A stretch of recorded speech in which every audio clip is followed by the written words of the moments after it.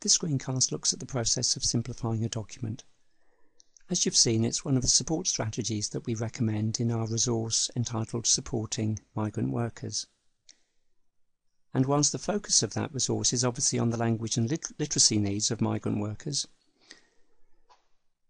making sure reading material at work is meaningful and easy to read is a benefit to everyone really. So whether you're a manager having to put together documents and procedures and notices, or whether you're a trainer having to run a refresher session on fire safety or safeguarding, hopefully there's something in this screencast that will be useful to you. We can think about the process of simplifying a document in three areas really. We can think about improving the layout and the presentation on the page. We can think about simplifying the sentence structure, and we can think about improving the vocabulary. Now, as an example of that simplification process, in the resource we looked at a summary from a textbook about food safety, and what I'd like to do is just to explore the particular features of this text that may make it difficult for staff who don't have English as a first language, and then look at the simplified version and to see what's been done to this particular text to make it a bit more meaningful. So at first glance we could see that this summary is in a block paragraph format, typical of a textbook. So if you don't have English as a first language, this kind of information can be quite off-putting. There aren't any headings to give you a quick overview of the structure and the key ideas. There aren't any graphics, pictures or illustrations to give you some non-verbal clues about the content. It's also in quite a traditional, quite formal looking font style, and we'll see that there are other slightly more friendly looking fonts that we could use. So in terms of layout and kind of presentation on the page, we'll be looking at how we can improve that aspect of the text. In terms of sentence structure and vocabulary, if we have a quick look at one or two sentences, look at this one, the first sentence of the second paragraph, we could see there's lots of information packed into that sentence. Actually, it's two sentences joined together with this linking word, although. So when we look at simplifying sentence structure, we'll look at the importance of trying to identify the key information, perhaps just put one key point into each sentence. Other sentences in the summary follow a similar structure really, in terms of containing lots of information. If we look at this first sentence in the final paragraph, we could see that there's about 9 or 10 words there that you have to read before you get to the core of the sentence, which is about bacteria dividing in two. So if you don't have English as a first language, these kind of sentence structures can be very difficult to understand, and we'll be looking at easier ways in which we can present information in terms of sentence structure in just a minute.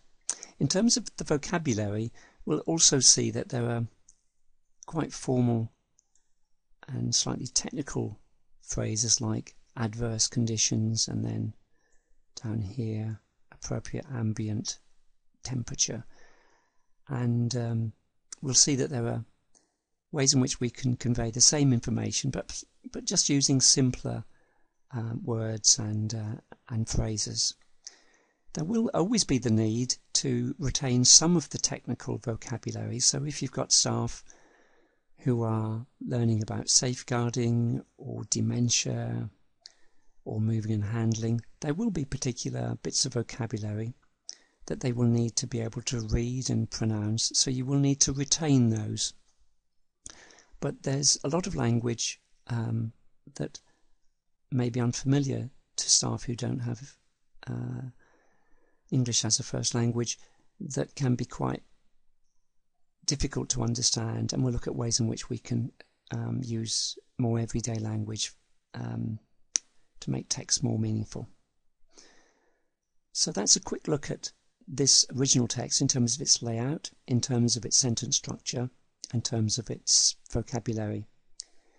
If we look then at the simplified version, we could see at a glance that the page, hopefully, you agree, looks more accessible. You'll see we've got some headings here which at a glance give an overview of the content.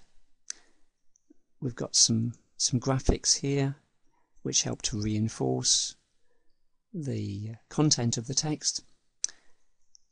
And there's generally a much better use of spacing and bullet points to make the page look more welcoming and to identify key information. There's a good use too of bold font to identify the key headings. And you'll notice if we look at a larger version of that page, we've also chosen to use a more informal looking font style. That gives a more friendly and welcoming appearance to the page. In terms of the sentence structure and the vocabulary, if we look at these first three sentences, you could see the sentences are basically much shorter. They focus on one key point, and even where we have combined two key points, say in this sentence here where we're talking about stopping bacteria growing by keeping food out of the danger zone, we're using simpler sentence structures that are familiar from spoken English really. So we've moved away from the long complex sentence structures and formal language of written English to the more everyday structures and vocabulary of spoken English. You'll see that we've needed to retain some technical words like danger zone, and a bit further down here the term binary fission. The particular group of staff who use this resource were working towards the Foundation Certificate in Food Safety, so the phrase binary fission was a term they had to become confident in understanding and reading. And in other topic areas, in terms of care, there will always be those technical terms that you will need to retain, words like catheter, dementia, antibiotics perhaps, Alzheimer's, allergic.